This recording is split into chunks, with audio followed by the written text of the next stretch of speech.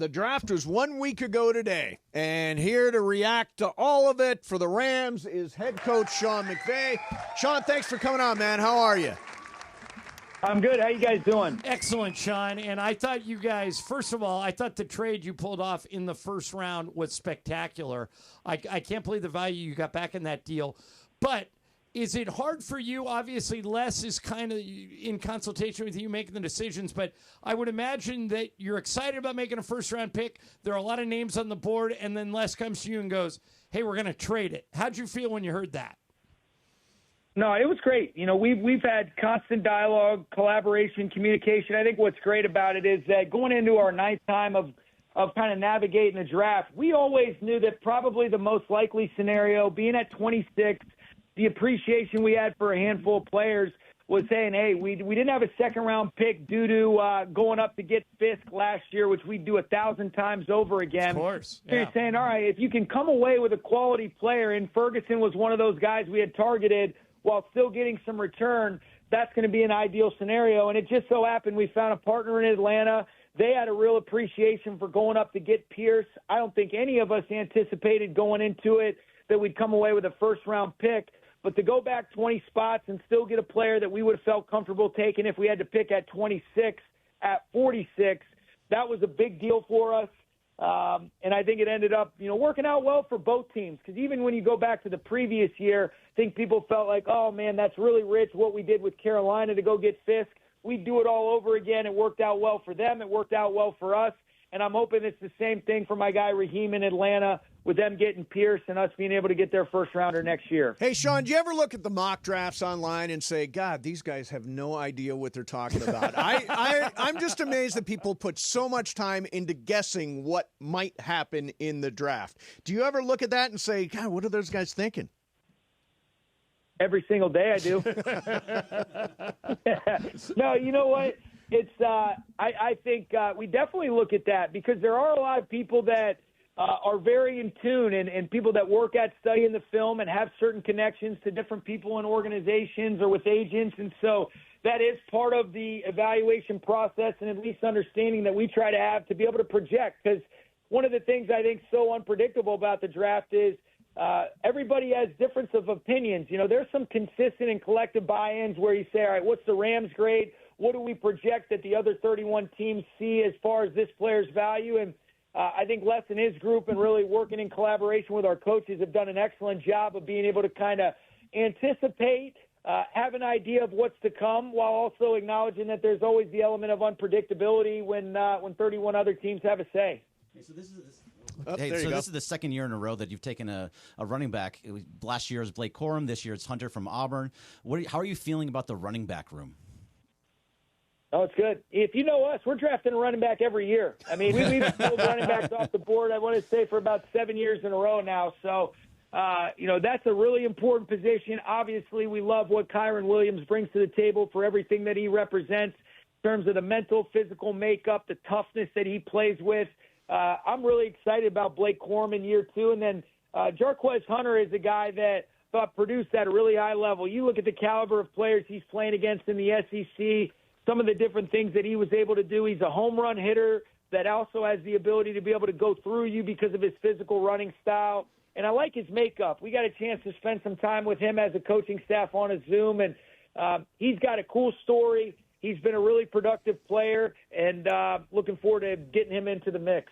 You talked about Ferguson, Sean, the kid from Oregon, the tight end. I heard one of the TV analysts, Terrence Ferguson is who we're talking about. I heard one of the TV analysts say, early in his career, Sean McVay was a tight ends coach, and if you watch the Rams play, Sean loves to use the tight end, so it didn't surprise this guy, whoever it was, that you guys took a tight end at 46. Is that true because of your past history? Are you, for lack of a better term, on the lookout for tight ends more than maybe other positions? I don't know. I think a lot of people would scoff at that since we've lived in 11 personnel more than any other team in the league the last handful of years. But, my first position job was as a tight ends coach. I do think when you look at the landscape of the league, the ability to be able to just continue to add to our skill positions from any of our 5 eligibles, whether that's the running back room, the tight end room, or the receiver room, and we happen to draft one player from each of those groups. But Terrence was a guy that reminded me of some great players that I've evaluated or that I've had a chance to coach. I think he really comes to life after the ball's in his hands with the rack ability, the toughness. He competes with and without the ball. He's got a great backstory in terms of some of the different things that he's had to go through, and he's with the right types of people. I got a ton of respect for Dan Lanning and the way that he runs that program. He's been a baller. Really like the way that his versatile skill set will enable us to be able to present some different issues to the defenses moving forward. And if it gives us a chance to be a little bit more multiple personnel-wise, that's a hell of a deal as well. You guys traded up later on in the draft multiple times because you were prioritizing players with hot grades, I guess is what you've said in another interview. So what's a hot grade, and how do you know how far to trade up to get the guy that you're actually looking at? Yeah, you use different point charts and kind of previous examples that most of the teams around the league do, but sometimes those things are out the window when you have an appreciation. And really what a hot grade means is the people that evaluated him, do you love this player? You're excited about him. You either got a hot or a cold grade, and I think we know which one's better than the other when we're talking about evaluating. But I think it's a tremendous credit to our group over the last couple years. We've obviously capitalized on having a lot of picks. A lot of those players that we've drafted in the last 2 years are really important and foundational pieces of our football team.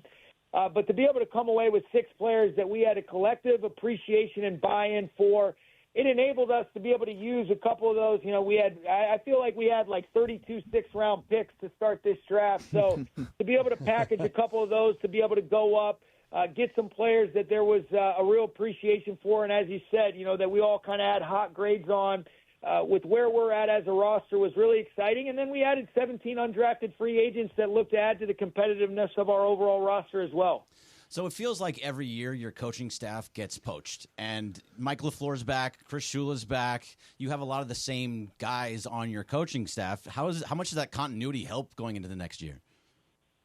Yeah, I don't know what to do with myself. We only lost 6 coaches this past year, so six changes was a light turnover year. So I feel like I could just take the rest of the offseason off, and then I'll see you guys when we kick off training camp. There you go. But, no, it's awesome. You mentioned it. To be able to have continuity at the leadership spots, especially all 3 coordinators, with Mike, with Chris, with Chase Blackburn, and then being able to retain some special coaches that are really influential and impactful for what we're trying to do. It's awesome. I'm excited about the guys that we've been able to bring into the mix that we've added from outside, and I'm always looking forward to learning and seeing if there's better ways for us to do what we're doing. But that continuity is key and critical, and it is a huge factor for us to have those guys. And Chris going into year 2.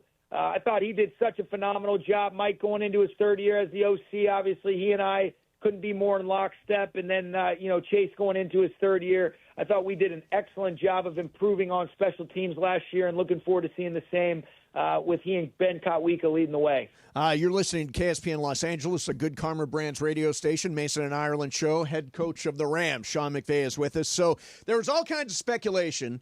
Oh, McVay's going to take a quarterback. He's going to take a quarterback. Did you come close to taking a quarter? Was there anybody that got a hot grade? No, I think people thought I was BS, and we feel good about our quarterback room.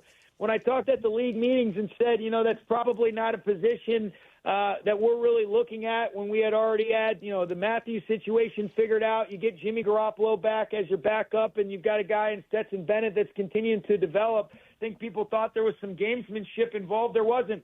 We were not. That wasn't something that we were thinking was the direction that we could go. You certainly evaluate everybody, but based on kind of how all of our evaluations unfolded in the current makeup of our quarterback room, you're not naive to the fact that you've got a really cool thing with Matthew leading the way, hopefully as long as he wants to do it. But that wasn't something that, we really looked towards, and that was why you saw that reflected in kind of our approach to the draft. All right, let's get to the important stuff, Sean. How's our guy JJ doing? He's about 1.5 years old now, right? He's awesome. It is. I'll tell you what, he's crazy like his dad. He's 1.5 years. I appreciate you asking. But, man, what a blessing. You know, when my wife and I were talking about it the other day, it's like, you know, what was our life like before him? He's just brought such a special thing and a perspective, and he's so happy. And, you know, his personality is really starting to come out. He's always talking. But, man, when you get home at the end of the day and he's running up to you saying, Dad, it's hard to match any better feeling in the world than that. I love it. Yeah. Great. So you get family time now after the draft. You get a break now. Yeah, you know, it's nicer. We're able to just kind of, with the off-season program, focus on our players 4 days a week, continue to kind of add to our schemes now that we have some clarity in terms of the players we were able to draft and what the vision looks like. So, yeah, the off-season is nice. I mean, we're going to work hard, but we're going to work smart, and we're going to take advantage of the opportunity to get a lot of time with our families, especially because of how in season, how hectic that can be. And, you know, this is a really cool time of the year. And then I love watching, you know, the NBA playoffs and diving into that.